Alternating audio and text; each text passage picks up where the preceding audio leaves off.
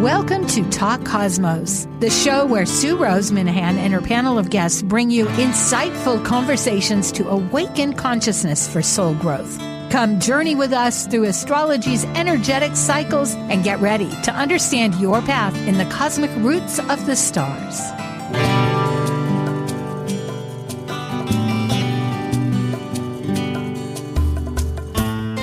Hello, everybody. I'm Sue Minahan, Talk Cosmos, and today is the last day of November as we are plowing ahead towards the end of the year. And I seem kind of fuzzy, but at any rate, we'll clear that up.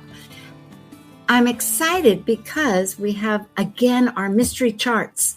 We have a whole team of people, and we're going back to what we've done for several years, where it's discovering the cosmic consciousness inherent in every planet, in every blueprint that the sky represents, as above, so below, in our so below, as above, the whole interrelationship that we have with the cosmos that helps us understand more deeply why, what, where, when, I suppose, or just to play and enjoy. And that's partly of today. It's known as Astro drama. If it was person to person on the floor, touching, feeling, sensing, and this is online. We can do it, and we are. So once again, I am, let's see, I've got slides, and I can begin to show you. Astro Jam is a fun and exciting reenactment where a group of astrologers bring two mystery charts to life. Here, planets speak their archetypal consciousness to us, just like they do in our minds and hearts. Playing out the chart's planets like a spontaneous music jam, this is your cast of Astro Jam. Hi, yes, indeed, there we are. We have a whole bunch of people. Let me explain first what this is. We have a theme. It's transformational people, movers, shakers that rock somehow the world that we know. We have two teams. Each team provided a chart based on that theme to the other group. But the other group, unbeknown what that is, has two clues. One is a century it's in, because it could be the span of time. And the other is a clue, which may or may not help. We'll know. So the plot thickens. And after the team gets their opportunity, because we'll have one team in each half of the hour, so you got to stick with us. They're totally different charts, yin and yang. Everybody collects once it's revealed and does their ahas, like, oh my goodness, and talks and whatnot. It's quite an educational experience. This is all historical. It's all evolutionary. It's exciting. So let us begin with who's here. We have Rob Passetti, yes, of Deep Earth Astrology, a professional consulting astrologer, the visionary of Deep Earth Astrology. And you can contact him, and there'll be many more. He's also on the faculty of Center of Relationships and Astrology. Thank you. So great to have you.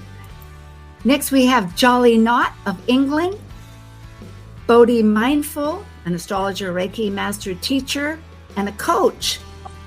And you can always check. So thank you, Jolly, for checking in. And we have Israel Ahosi, also of England, sacredplanets.com, a full-time practitioner and teacher of astrology, tarot, philosophical, and esoteric teachings. And you can check him out at sacredplanets.com. Actually, it's not .com. That's your email. I think we'll have, it's .co.uk. UK. Oh, rats. .co.uk, yeah. Yes, I'm so sorry. I'll have to Okay, very good. Glad you're here.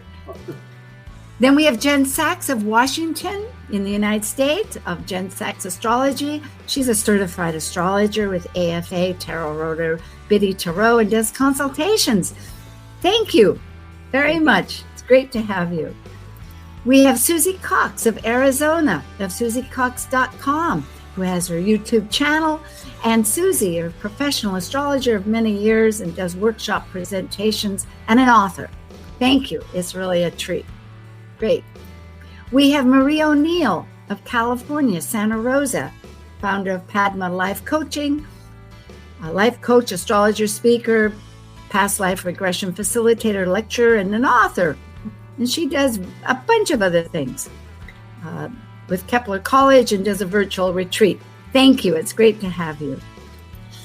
And we have Sean Kelly, also of California, a speaker, executive, motivational leadership, focuses on digital business besides his astrology knowledge, and worked with some of the greats. Evolutionary Astro. Thank you very much, Sean. It's great to have everybody. And myself, I am Talk Cosmos, and you can check us out and subscribe. This is quarterly that we do this. So let's get to our first team. It'll be Israel AJOSE of London, Jolly Knot of London, and Rob Passetti of Greater Pittsburgh, Pennsylvania. That's Sacred Planet Co. And here I've got the right one, UK. Yeah. And Bodhi Mindful.com and Deep Earth Astrology. Okay. I'm confident in this team. All right. We got it, baby. There's a reason why we're going first. Yeah, it's willing and brave. So let's see what we have. All right. The theme, transformational people impacting the world in some tangible way. The century is the 20th and the 21st. It sort of morphs. So it's the 1900s to 2000s. And the clue, a legacy of disruption in our zeitgeist. So here it is. And you'll notice that on the chart, I put some of the asteroids and things on the left. Just some people watching may wonder what those are. And I think most of us know, but just in case. So here you go. It is. And it is an AA chart. Okay. Rob, jump in. I mean, there is a lot of Capricorn in this first house. So I would imagine this person has some kind of relationship to business in some way. I mean, Capricorns are so good at understanding what people really need and how to turn that into something that is successful. But I also look at that Chiron on that ascendant and I'm like, is this somebody who always feels like they have something to prove? Well, I am going to be the sun. I am the sun. I see life my way, highway, because it is, hey, I'm out there. I'm the moon in Aries, and I want to push the envelope on communication, on reaching people on a daily basis, on actually getting something there quick, fast, and in your face. And I'm Saturn, and I'm the ruler of the chart and also the ruler of the sun here. And in the 9th house, very close to Neptune, I have and also in the 9th house, I have my own way of viewing how justice works in the world, and I am going to execute it. I'm going to be Uranus in Cancer on the descendant, and I bring a fresh and different perspective on my relationships with others. I am here to innovate. I am here to progress my relationships with others and how the world sees me and connects with me on that one-to-one level. And I'm the moon in Aries in the 3rd house. I say what I mean, and I mean what I say. I'm Mercury in the 1st house, and I'm in my house of joy, and I am the first planet, apart from Chiron being an asteroid, but I am the first planet which you touch coming from the ascendant. So I'm here to communicate. I'm here to speak. I'm here to inform. I'm here to educate, enlighten, and bring a strong sense of concrete knowledge. Since I'm in the sign of Capricorn, I'm here to bring something pragmatic, some kind of earthly, tangible basis and I speak with authority, and I speak with with discipline and structure. I'm very methodical in the way I speak and write and teach in the world. I'm Pallas Athena. I'm on the world point, the Aries point, and I am here to really bring forth the strategy of the webs we weave. I'm looking at Vesta, and there is a square between us, and Vesta's trying to hold me back here. Vesta's trying to make me think about integrity, and it's important, but it's more important to be strategic. It's more important to birth something new in this world that is going to make a difference to all of mankind. Yeah. I am Jupiter in Taurus in the 4th house. I want my surroundings to be bountiful. I need abundance in my life. And I am also trying my Chiron in Capricorn over in the 1st house. So this need may be fueled by a wound of not feeling like I have enough structure, discipline in my life. I am Venus, exalted in Pisces. Oh, I have big dreams. I'm extremely idealistic. And I'm right next to Mars, who is also fueling me. So we make a great, passionate bunch. So I'm very passionate about my dreams, about my ideals, and about my values. And being that I'm in the 2nd house, I can also be used in a particular way that, generates, income, resources. I have a talent for art, for aesthetics, and for bringing and bridging, the beauties of life and bringing them down here on Earth. I'm Mars, and I am Lord of the MC. And I am here to be that spiritual warrior that is going to break through the plastic, unknowing kind of wall that is before us. I am here to work hand in hand with Venus, with Juno, and I am here to raise that point of visibility into the world regarding how we can be more in the flow of what humanity needs. I am the North Node in Aquarius. I am a disruptor. I am a trickster. And that's really where I want to go. But I am also bringing a lot of change into the world, because the trickster doesn't just upset the zeitgeist.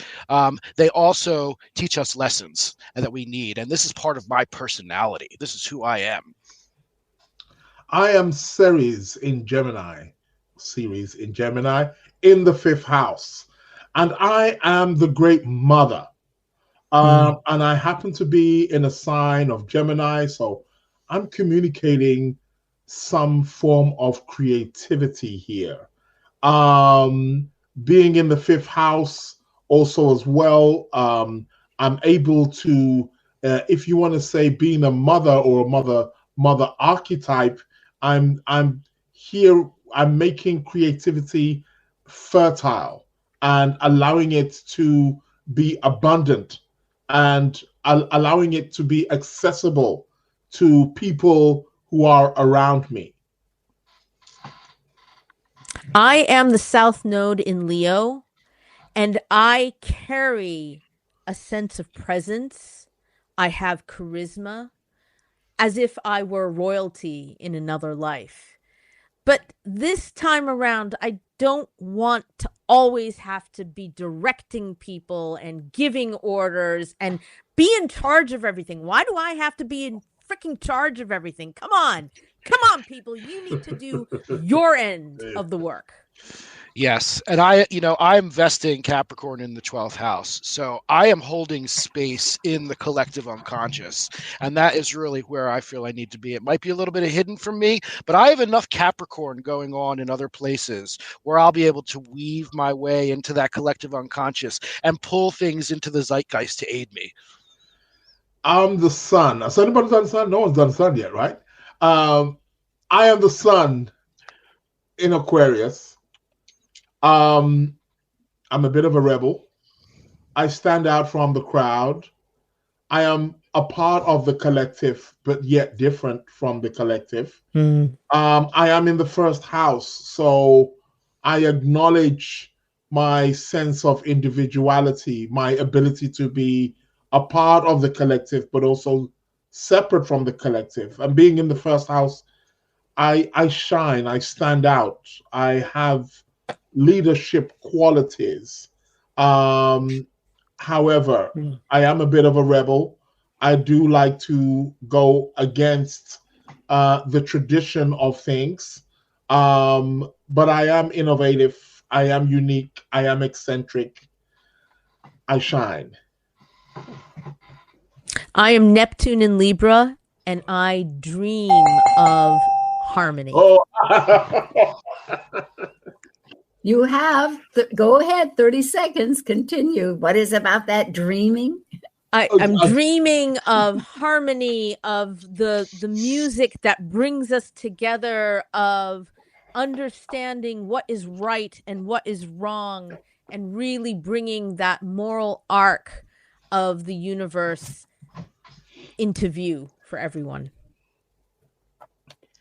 Wow. Any more quick, fast?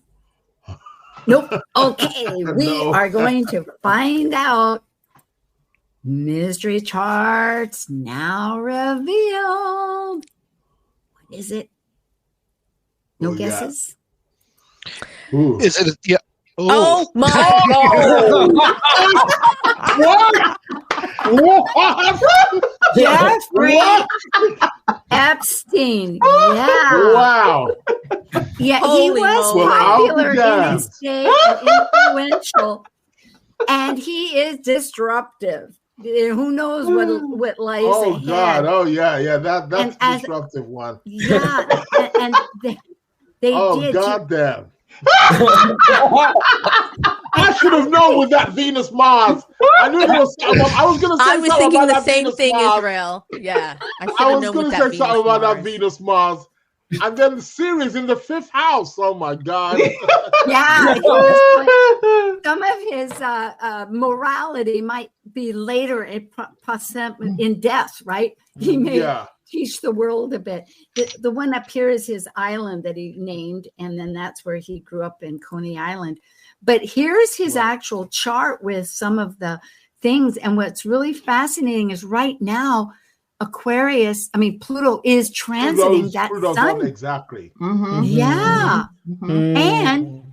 And the fact that he has those angular planets, what with Uranus and Chiron opposition, it's really pretty amazing. The Saturn conjunct Neptune in Libra is very telling in the 9th house. Yeah. And even Ceres and Gemini in the 5th. Yeah. Robert. That communication, because even his number was. Go ahead. Oh, I was just saying, Robert, you really keyed in on several points, and I was like, ding, ding, ding, ding, ding, ding. Yeah. I know. I wish. Yeah. I don't know if that's a good thing. I mean, well, but he's still living this chart. It's just that he's living the shadow. Yeah. Exactly. It's huge. Absolutely. Yeah, he didn't. And let's see, do I have another thing here? I mean, can you imagine that moon in Aries, and what it must have been like? Oh, and Jupiter is square the nodes. Mm-hmm. Yeah. So that's kind of a that ego. I mean, to me, when I look at Jupiter, it's fixed. It's not going to change. It's possessive, but it's over. It's an over ego. The ego is overinflated. It makes so much sense. It's in the north bending, so it is literally you already have Rahu or the North Node being like eternally hungry, and then Jupiter's just amplifying that. Yeah. And that Jupiter in Taurus, trine a Chiron in Capricorn, is absolutely somebody who owns an island. I mean, that just made total sense to me when I saw it. I was like, this is a rich person.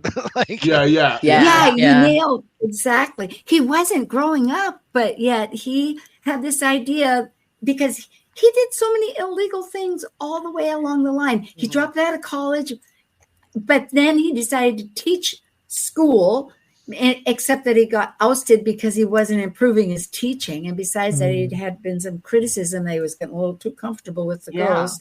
Wow. But nobody touched on Pluto in Leo in the 80s. Yeah, that's true. At 22 degrees. And retrograde. Oh, yeah. Yeah, and retrograde. That's right. Yeah, trining the Saturn-Neptune conjunction as well. Uh-huh. So there's that opportunity. A lot of the people he's closely involved with have prominent Leo placements. Or sextile. President. I mean, Trump and stuff like that, right? Yeah. Well, but also think about Prince Andrew. Well, it used to be Prince Andrew. Andrew Windsor. Andrew Windsor. That's where so his thing is that because he taught, he learned that it wasn't what you did, it's who you know. Your contacts. So he shifted. And then he came out getting a company where he would only consult people that had a net $1 billion. Thank you. Tell me that's not Leo and Pluto. Talk about arrogant. But he must have been also Chiron and Capricorn. Yeah. I also meant to say that having Mercury and Cap in the first house, as Israel said in Mercury's Joy, I always think Mercury in the first house has a bit of a Pied Piper kind of quality to it, and in Capricorn, I think it's even more so. It's like that Pied Piper on a very material level. Scared to grow up, maybe scared to grow up. Because of fear. We have such positive astrologers here. Everybody was way too positive. I know. Yeah. Oh my God, no. Yeah, bless you. Your souls came out. Yes. Which is wonderful to have positive astrology. But that Neptune squares Mercury, he's just a liar. Doing everything under the surface, up there. So, it was a fascinating chart for us to choose. Oh, yeah. Wow. Yes. It's whenever Robert came in with the North Node in Aquarius and he said, I am the trickster. I was like, there it is. It was Sean's idea to come up with yes, and that was a great chart, Thank Sean. you, John. Yeah. Thank you. Really amazing chart. That's a good chart. I like that. Here it is also.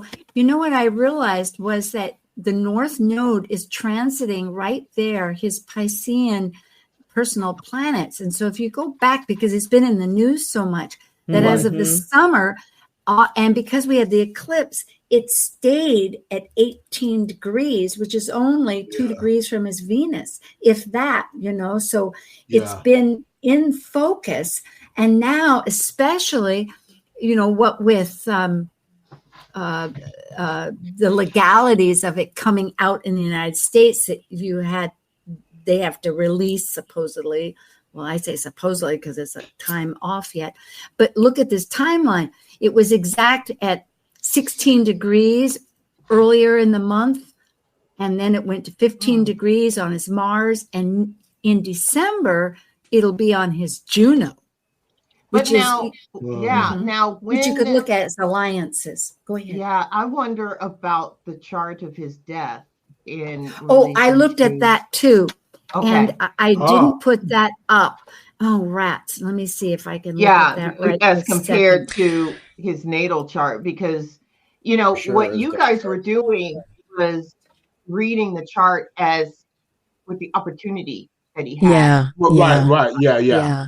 Yeah, but his death, August 10th, 2019. There's also this with 2019. Yes, he died. Was it 219 when he died? 2019. Yes. Crazy. Yeah, I know. Okay. Wow. COVID, wasn't it? Prior to COVID. But the question, it's most interesting. I wish I would have brought it up because there's 3 strong aspects, patterns here. One is a yod, right to the degrees to his sun, 17 at that time, 17 degrees Leo. And it goes to the south node at 17 degrees Capricorn, conjunct Saturn at 15, which is retrograde, just like he was, I think. And then it's sextile Neptune. So that conjunction that he has now is sextile at 18 degrees in Pisces. So both of those planets are in their own signs. Neptune's in Pisces, the modern, and Saturn's in Capricorn. And of course, at 17 degrees with the south node, you even have Pluto at 21 degrees, kind of where it's sandwiched in between. So that's a yod, meaning his identity, that Leo, and Leo is in its own sign. So everything is quite fragmented. And it's like this total illusion, you could say, of Neptune, along with his fears and his structure that totally fell apart and the transformation. So he could have hung himself. I don't know. Yeah, I don't think so. Or deception. A lot of deception. But then again, so that's one interesting. The Pisces, the Pisces eclipse, the lunar eclipse that we had in September, that was basically right on his Mars.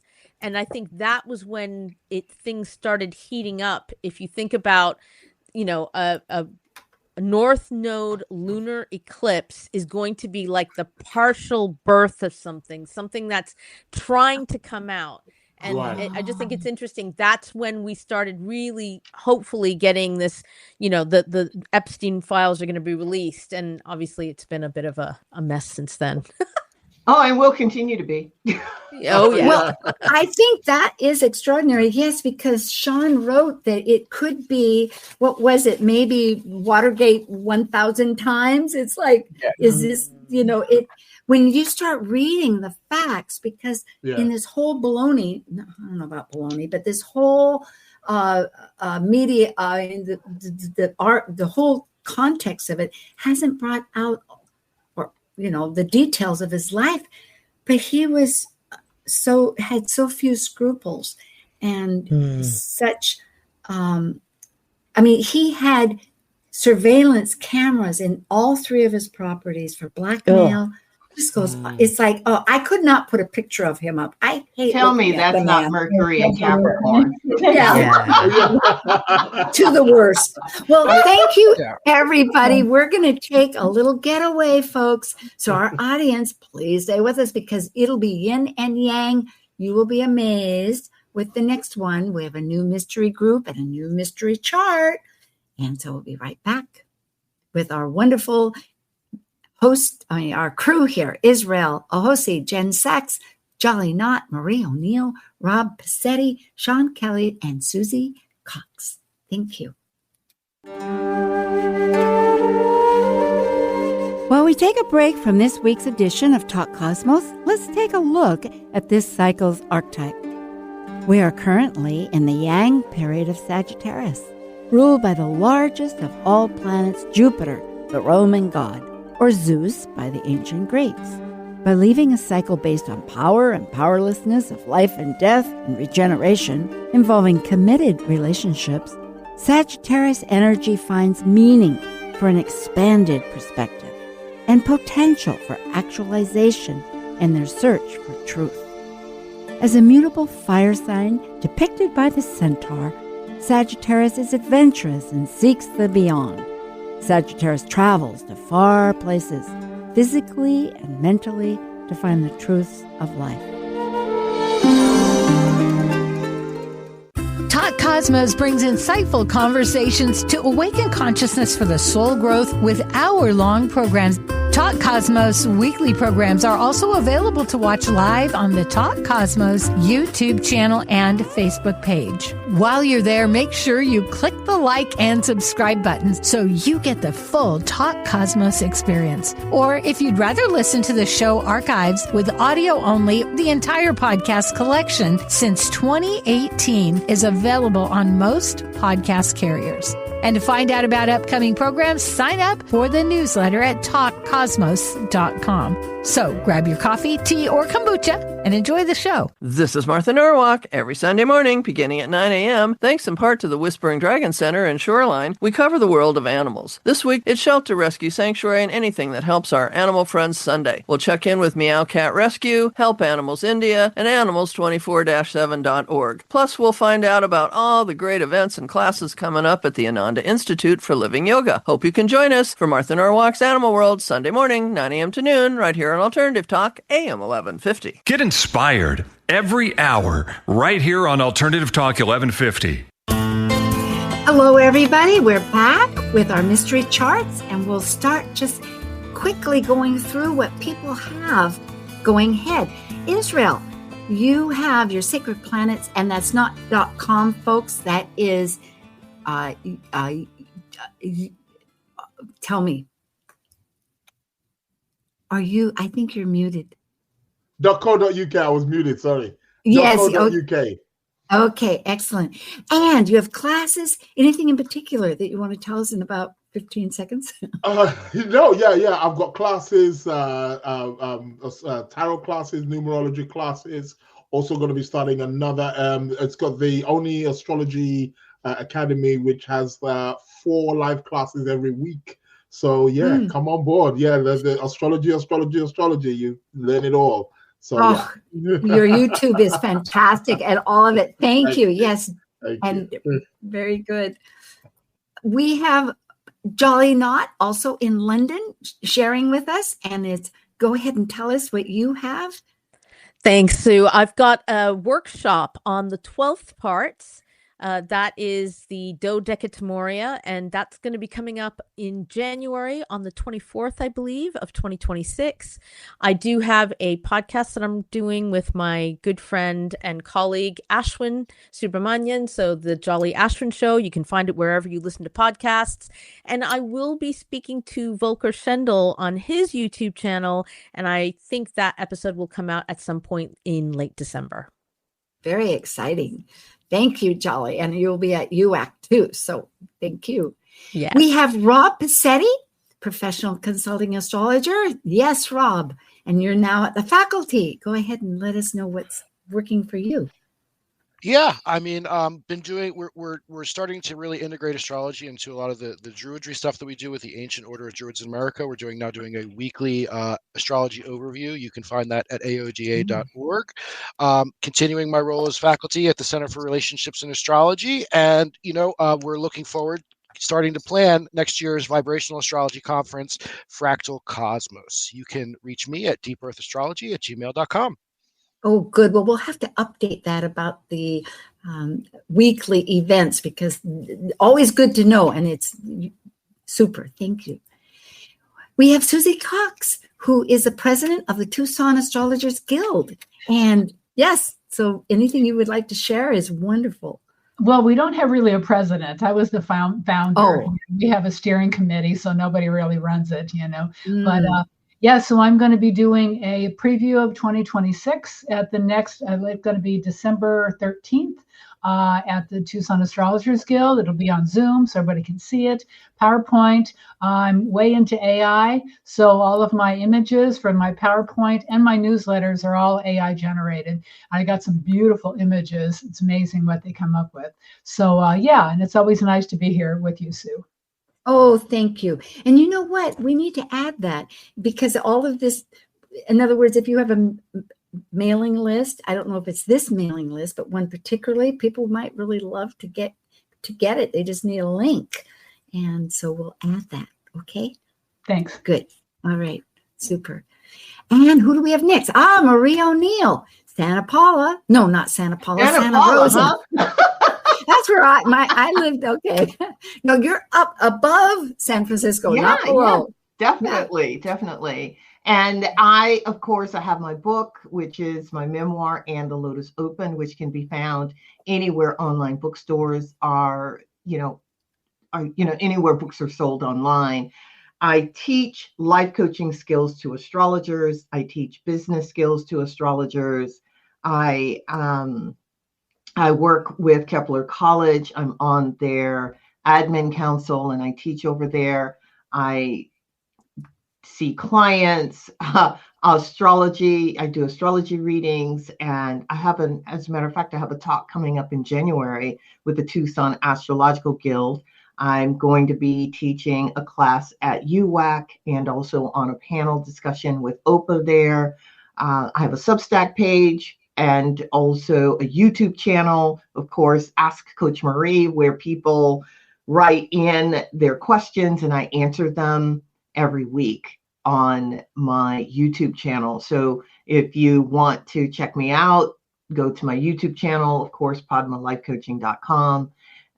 You Padma Life Coaching on YouTube, or you can check out my website, Padma Life Coaching. You can find me over on Substack. And yeah, this. Oh, super. Yeah. I'm realizing for 2026, I'm really going to hone down some of these graphics so that people, because the fact that you're going to be at the Tucson Astrology Guild that Susie just represented in, but people can Google that easy enough, astrology down in Tucson. Okay, super. All right. Thank you. And Sean Kelly. Hello. Yes, in California. Yeah. Up near Mount Shasta. I just want to really support Susie's talk on what's happening in 2026. So I'm going to wave her banner. I'm currently focused in business in other ventures outside of astrology, although I still am doing readings. So yes, you can connect with me at evolutionaryastro.com. But yeah, my magic with marketing and everything that I do from a digital standpoint is being utilized in other avenues out there. I know. Yes, so true. And well said. And last year, I know you gave a wonderful speech there at the Guild. Thank you. And I did. And it was lovely to be there. It's just a really great crew. And Susie's such a legend. So to have her do a whole thing on 2026, I'm really excited about it. So everybody check it out. Check it out. Yes. Excellent. Good point. And Jen Sachs, they're in Seattle, Washington, a consultant. And you're also on Kepler Astrology Toastmaster, a member there. Not just a member, but on the board. Correct. Yes. Shoot that to everybody. You might check it out. You can be guests. But anything in what would you like to share? That's it. And I'm also a mentor. So if you want me to help you with your Toastmasters journey, I'm there for that. Just next year, as of now, I will be speaking at the Tucson's Astrologers Guild on April 11th. And the title is When Relation Meets Lightning. And it is in honor of both times Uranus entering Gemini at 0 degrees Gemini.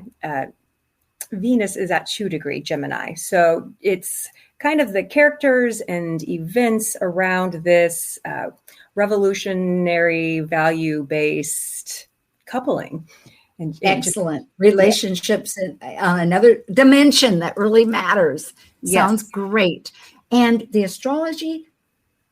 Tucson Astrology Guild, that seems to be echoing. They say in 3 times, but here it's like 4 times or something. So it's strong. Very good. Yes. Thank you. Thank you. And myself with Talk Cosmos, there's a couple of past ones. They're always exciting, but there was one about the 29 Neptune, which is lasting, that we did. And coming up will be Jupiter. Jupiter is going to square Chiron.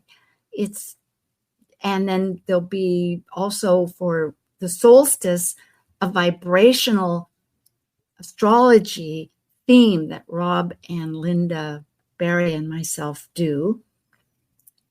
In addition, at the end of the month, I have a special. It's Be Your Best Medicine. It's like my view, our view with Melissa Billington of what 2026 involves. Okay, so with that said, let's get to why is that? Well, a blank screen. We're starting something new. Thank you, Sue. Our second team, we have Jen Sachs of Seattle, Marie O'Neill of Santa Rosa, Sean Kelly of Mount Shasta, and Susie Cox of Tucson. Okay, and let's find out what the mystery will be. Aha. The theme, transformational people impacting the world in some tangible way. Century, 18th century. 1700s. That's the 1700s, folks. And here's the clue. I had the sense to challenge societal norms, impacting how social dynamics get viewed. And again, I just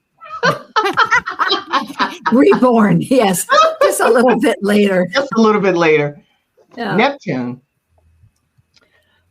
I'm the sun in Sagittarius, and I like to be dynamic. I kind of have a sense of looking at the big picture, and I'm right at the base of the chart, so it's kind of a feeling of being able to do it all. I'm a grand person, and I like to bring philosophy to the world.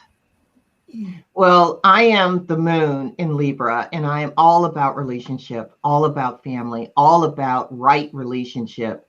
And this is what you see is what you get with me.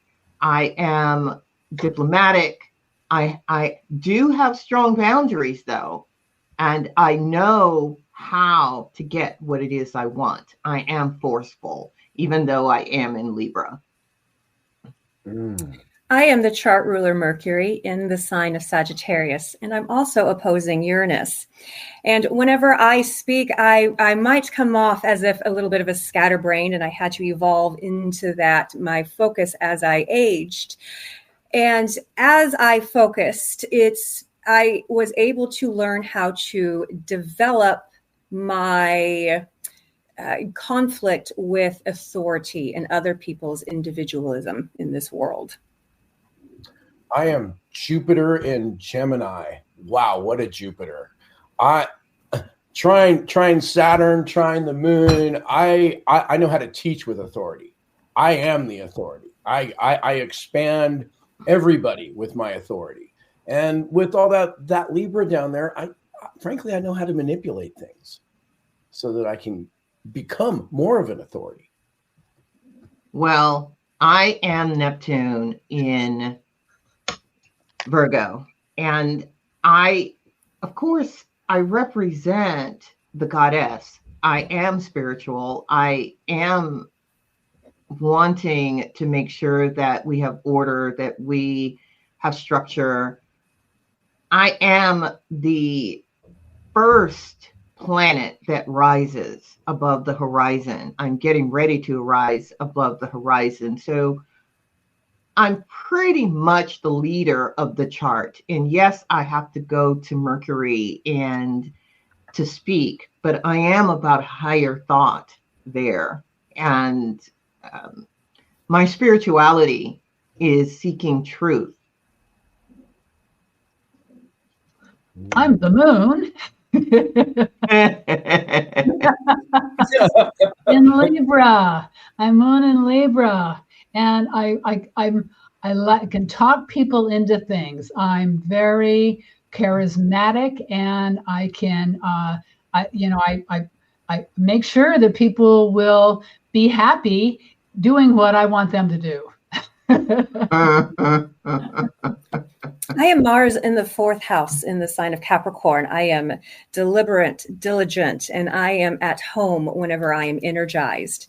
And my square to the moon Saturn speaks on how I am able to channel my emotions into creation. Well, I am Pisces on the descendant, and what I draw to me are people who project onto me this who I am not. Actually, they see me as this savior, as this person who can structure everything and resolve everything, and I get these people who in my life who are delusional, who are, they can be alcoholics, or they can be artists, or they can be, but they, yeah, it's just not good. I'm Uranus. I love crazy people. I love the weirdos. I feel more comfortable. It's like, what? I'm in Gemini. What? Oh, okay, I understand. Oh, I want to bring chaos to the world. And next to Jupiter, I want to bring big chaos to the world, making changes, doing things in a new way. And I don't care what people think about me. I don't care. Well, I'm definitely on the coattails of that, Susie, although I don't have the phone and the lightning bolt, but I wish I could. I am here to disrupt with what I have to teach everybody. I am going to totally disrupt. It's almost like there's this disruption of church and state that I'm getting this vibe of out of this chart that totally kind of revolutionizes things. It's almost like a freedom of thought, that kind of breaks the bounds. That's where my head goes when I see that, especially with the opposition to Mercury in Sagittarius. Well, I'm Pluto in the 5th. And let's talk about, and I'm in Capricorn. I'm very strong here. Let's talk about authority. Let's talk about creativity. Let's talk about being a Puritan. Let's talk about, how we create and where the gold is, where the jewels are. And I am in very good relationship with Neptune. Neptune and I see eye to eye.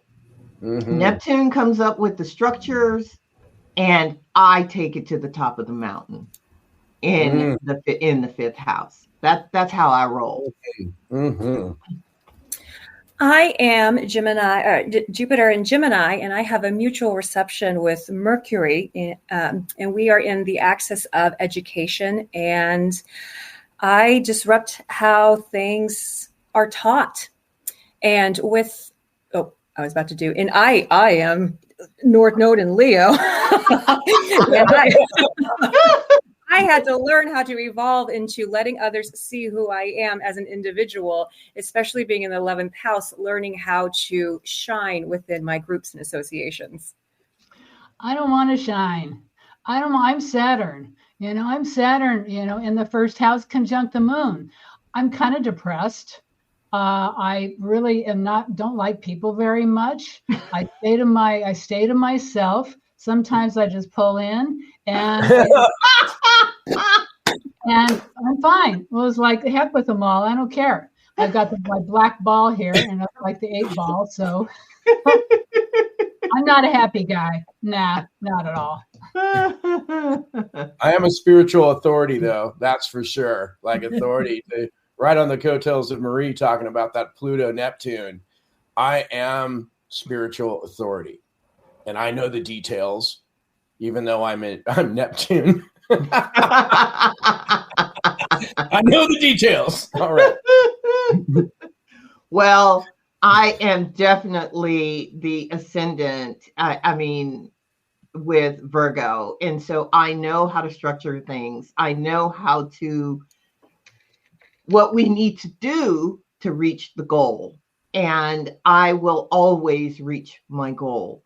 And people see me as a can-do person, and they see me as a voice.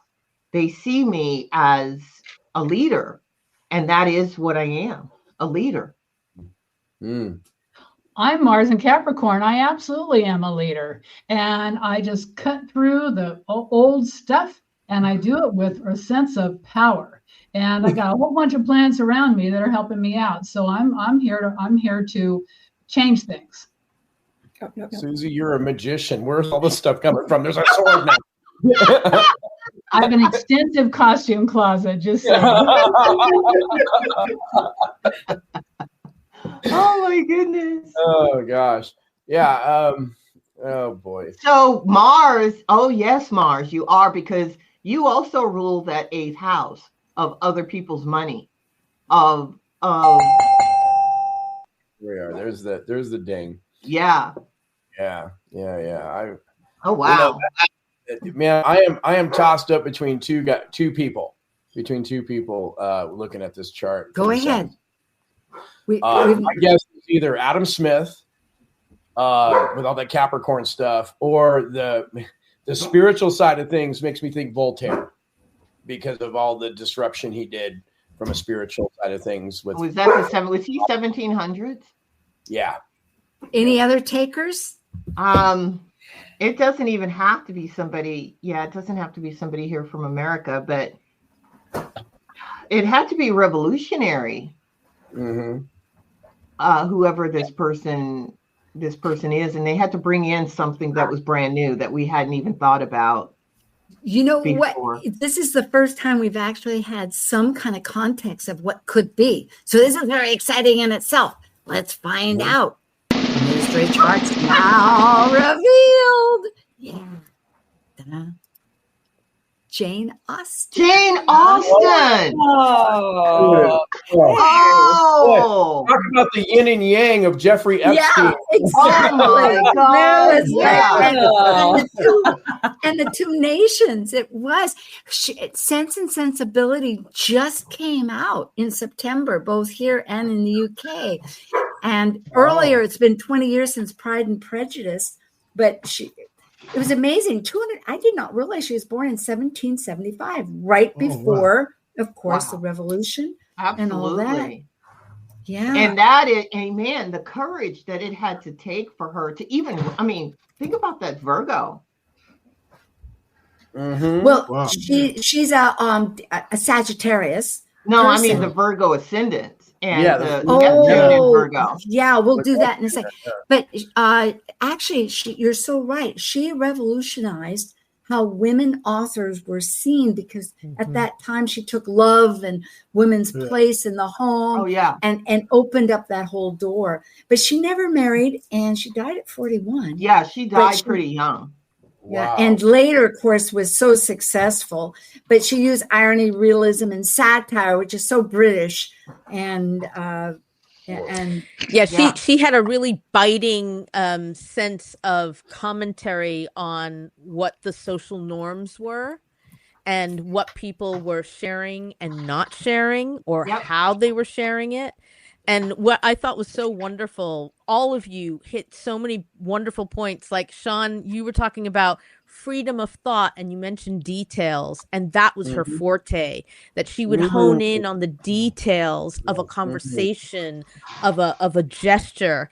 And Jen, you talked about channeling emotions and disrupting how people think. That is totally what Jane Austen was doing. She was channeling the emotions that were, back then. This is where keep calm and carry on came from, because they were meant to be so stoic. And in fact, a lot of people accused her sister of being, cold when Jane died. And that's not the case at all. Her sister was devastated. But back then you didn't show it. So, and Marie, you talked about how creation happens. She wrote 6 novels, and that was absolutely, a process that she went through. Interestingly, she wrote those as teens before she was 22, and in her teen years, 4 of them. But they weren't published till she was 35 or older. And of course, she died at 41, and she had this whole problem with one book that was interestingly first called Susie, you and I, and then got reframed. And 2 of them were published after she died. Yeah. So it was very interesting that way. And if you look at this chart, with the mutual reception, like you were calling out, and they're opposing each other. Whoops, what happened? Uh-oh, I didn't want to do that. I thought it was Charles Dickens. Yeah, but he would have been, I think, the 1600s. Was he? When did Dickens live? No, Dickens was Victorian, so he came actually after Jane Austen. Yeah. So he would have been, 1800s. Yeah, he would have been. Yeah, 19th century, I would have thought. But I just want to mention, Susie, because I've just finished her Jane Austen's biography, and you mentioned that she was kind of depressed, and that was actually the case. So you absolutely nailed that. Yeah, I could see that with all that on there. Can you imagine being a female during that time with all of that? Suppression, you had the whole thing then, and it's in Libra, right? Is that Libra? Yeah. So, she never got married. She's probably a loner. Writers, I'm an author, and I'm, days, I don't see anybody. All I'm doing is just writing. So I understand that. Interesting. None of us talked about Venus and Scorpio. I think that's interesting to overlook that. Oh, yeah. Yeah. Wow, thank you. Thank you very much. Love that. Brilliant. And it was so relevant, right now. Well, you're a wonderful cast, and I just hope as the season goes on, good turns come and you make the best of everything. So I'll miss you, but I look forward to when we get back. And thank you for everybody listening. And we have Jen Sachs, Marie O'Neill, Sean Kelly, Susie Cox, Rob Passetti, Israel, Hosi, and Jolina, and myself, Sue. So thank you for joining an insightful conversation on Talk Cosmos, the show where Sue Rose Minahan and her panel of guests awaken consciousness by connecting soul growth patterns with astrology's energetic cycles. Be sure to tune in next week, same time, same place, to continue your journey through the roots of the cosmic pathway.